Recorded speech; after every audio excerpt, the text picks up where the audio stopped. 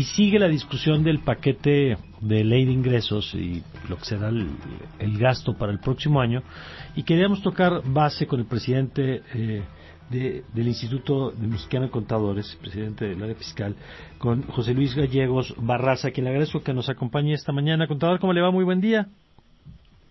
Buen día, Mario, buen día.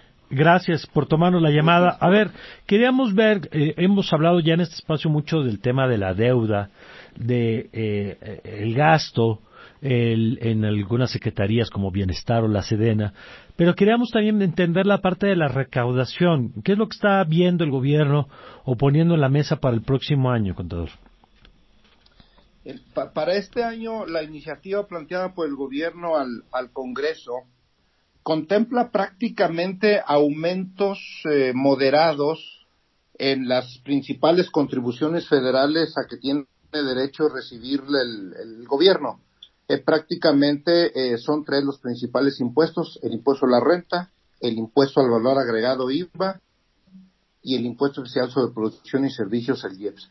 Prácticamente en esos tres, excepto en el IVA, hay un incremento no relevante respecto de los ingresos de 2023. Uh-huh. Pero me parece que puede haber muchos elementos y herramientas para que la autoridad sí tenga incrementos importantes en impuestos, aún sin haber planteado una reforma fiscal que aumente tasas o que cree nuevos impuestos. Uno de los temas que se ha hablado en estas semanas, contadores, si pudiera aumentar aumentar el impuesto al ahorro, y es algo que hemos visto que sobre todo al principio del sexenio se dijo que no había habido aumento de impuestos, pero lo cierto es que sí hubo en la tasa que le retenían a los ahorradores. Después esto se modificó. En este caso, ¿qué es lo que se está planteando? En este caso, se está planteando un aumento en la tasa para retención de impuestos, rendimientos sobre inversiones, es decir, sobre el ahorro, como bien dices, Mario. Pero no hay que perder de vista que este aumento de la tasa, que ahorita estaba en 0.15% y aumenta al 1.48%, y que vale la pena precisar que esta tasa se aplica sobre el capital. Okay. Y que tiene una connotación de pago provisional a cuenta del impuesto anual.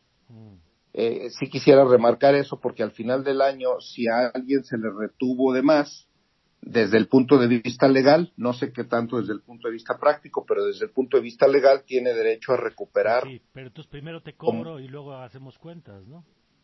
Exactamente. Pero, por ejemplo, en este año 2023, la tasa es del 0.15% sobre el capital. Teóricamente, los ingresos por intereses, no teóricamente, sino los ingresos por intereses se determinan sobre el interés real, el interés que exceda de la inflación. Para este año 2023, esa tasa del 0.15% sobre el capital, haciendo números, queda muy por debajo del interés real que se espera obtener por este año, porque las tasas este año andan alrededor del 11%, la tasa nominal. Entonces, si a esa tasa nominal le restamos la inflación, que se estima va a cerrar alrededor de entre un 5 y un 6%, pues lo que va a resultar este año 2023 es que el impuesto que se retuvo a los ahorradores va a quedar muy corto del impuesto que van a causar al final del año. Y entonces en abril de 2024, cuando presenten la declaración correspondiente a 2023, seguramente va a haber importantes saldos a cargo de esos ahorradores porque la retención quedó corta. O sea, van a tener que pagar más en la anual. El anual, y se espera que los ahorradores importantes, los que tengan grandes capitales ahorrados, ese más no va a ser una cantidad menor, seguramente va a ser una cantidad importante. Y entonces, ¿qué es lo que ocurre en el 2024? Sí va a haber una recaudación importantísima desde enero, porque pues la tasa creció muchísimo, pero obedece a que la tasa de interés se estima va a seguir siendo alta y la inflación tiende a la baja. El gobierno estima que va a haber una inflación del 3.8% en 2024 y también estima que las tasas de interés van a andar arriba del 10%. Estamos hablando de un interés real del 7%. Entonces, como va a haber un ingreso acumulable importante por concepto de intereses, pues entonces hay que ir abonando cada mes una cantidad mayor. Desde luego, para el ahorrador va a ser tener que enterar mucho, el gobierno va a recaudar mucho, pero es teóricamente para que al final del año no resulte tanta diferencia. Bueno, importante es sobre todo... No lo vería yo como no lo vería yo como un impuesto nuevo. Por ahí escuchaba yo comentarios y vi un video que un impuesto nuevo a los ahorradores. La verdad es que esto tiene muchos años existiendo, no hay un cambio estructural. Pero la tasa sí, claro, que sí es muy importante. A ver, Alfonso. Muy importante. Sí, contador José Luis, buenos días, le saluda Alfonso Cerqueda. Ahora, ¿cuál es la situación en la que se encontrarían en este tema de la recaudación, las micro y las pequeñas y medianas empresas? ¿Cuál sería su situación en están contempladas? ¿Qué apoyos podrían tener o qué impuestos tendrían que estar considerando también?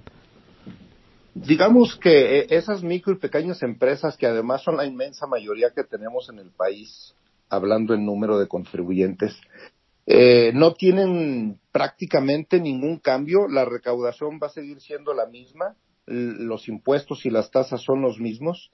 Desafortunadamente no hay estímulos fiscales de ningún tipo, no hay estímulo a la creación de nuevas empresas, no hay estímulo por la inversión en activos duros. Esa parte sí es desafortunada porque pues vienen golpeados de una época de pandemia y en donde pues se necesita un cierto estímulo para poder avanzar. Ahora, creo que lo que se espera en términos de impuestos para las pequeñas y medianas empresas es que el gobierno enfoque una recaudación basada en la fiscalización, porque tiene muchas herramientas tecnológicas y legales la autoridad fiscal para hacerlo, y entonces ahí pues sí se espera que haya mucha revisión, mucha fiscalización, muchas visitas domiciliarias para que la autoridad pueda aumentar la recaudación tanto con los micro, pequeños y medianos contribuyentes como los muy grandes. Creo que ahí en la parte de facultades de gestión y de comprobación que tiene la autoridad fiscal, ahí es en donde va a estar centrado, como lo ha estado prácticamente desde que inició esta administración federal. Ahí va a estar centrado el aumento de la recaudación, y lo que tenemos que hacer al interior de las empresas es pues ser mucho más cuidadoso en el cumplimiento de las disposiciones fiscales. Bueno, pues yo le agradezco, contador. Vamos a seguir atentos porque sabemos que esto está en construcción. Si le parece, una vez que termine el proceso, volvemos a atacar base con usted. Sí, con muchísimo gusto, Mario, con muchísimo gusto, estoy a la orden. Gracias, le agradezco mucho al contador José Luis Gallegos Barraza. Bueno, vamos ahora con más...